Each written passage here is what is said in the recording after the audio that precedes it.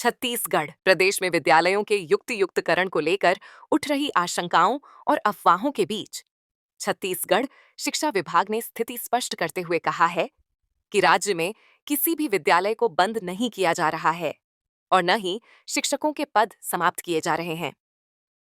विभाग ने इस पूरी प्रक्रिया को शिक्षा के अधिकार अधिनियम और राष्ट्रीय शिक्षा नीति 2020 के अनुरूप बताया है, जिसका मुख्य उद्देश्य विद्यालयों में शिक्षकों की न्याय संगत उपलब्धता सुनिश्चित करना है।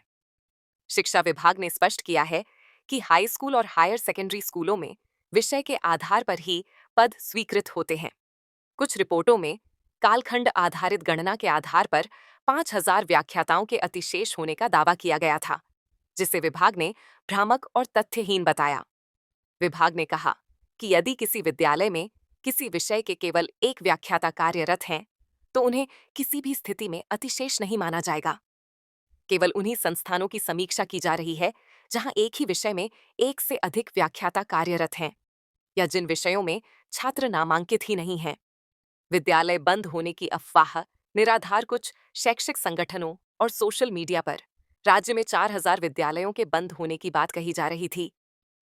शिक्षा विभाग ने इसे सिरे से खारिज करते हुए कहा कि यह पूरी तरह से बेबुनियाद है।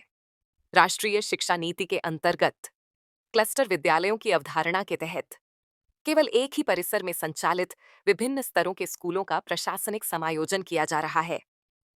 इससे न तो कोई विद्यालय बंद होगा और न ही किसी प्रधान पाठक का पद समाप्त किया जाएगा। शिक्षक पद समाप्त होने की बात भी झूठी विभाग ने 43,849 शिक्षकों के पद समाप्त होने के दावों को भी असत्य बताया।